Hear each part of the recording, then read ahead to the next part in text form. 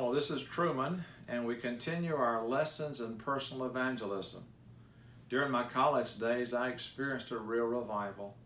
In the midst of that revival, I didn't know anything about sharing Jesus. I just began to try because I was so burdened to tell others my story of what Jesus did for me. And I remember I used to work out at a gym, and the gym was just heavy weights, barbells, and one level they had lighter weights, another level the heavier weights, and I used to work out with the heavier weights, and that was kind of the stations I used. But then there came a new guy into the gym. Man, I didn't like this guy at all. He was very muscular, very strong, but he cussed all the time. And he was always bragging about his stories of sexual exploits, and he was so vulgar. And rather than I have compassion on him and want him to come to Jesus, it was like I was somewhat afraid of him. And because of his vulgarity and telling all the stories about sexual exploits and all the things he had done in wickedness and sin and bragged about his sin, I just stopped working out on that level, and I worked out another part of the gym.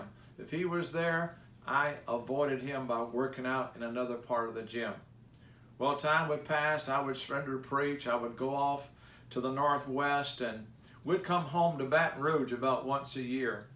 And one day we came home, and I asked a buddy if we'd go to the YMCA and shoot some basketball hoops. And so I went to the YMCA, and while we're there, I see this guy, and I remembered him from the gym.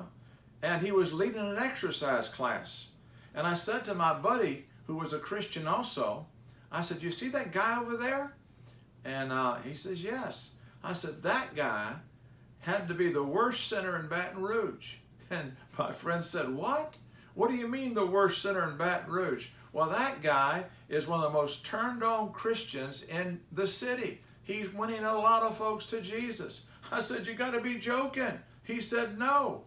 I said, "Let's go over and talk to him."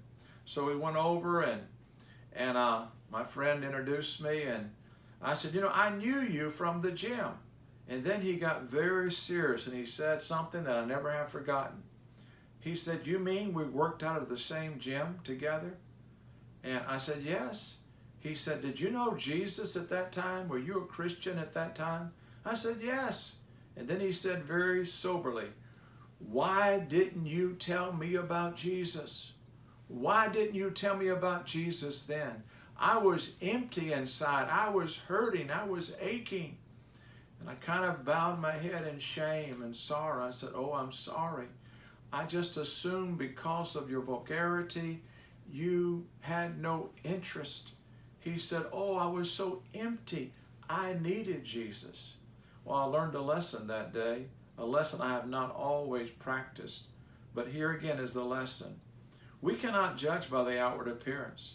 There are people that are hurting and crying out for the Lord, and even though their outward appearance may be like they're so far from the kingdom of God, some of these God is reaching out to.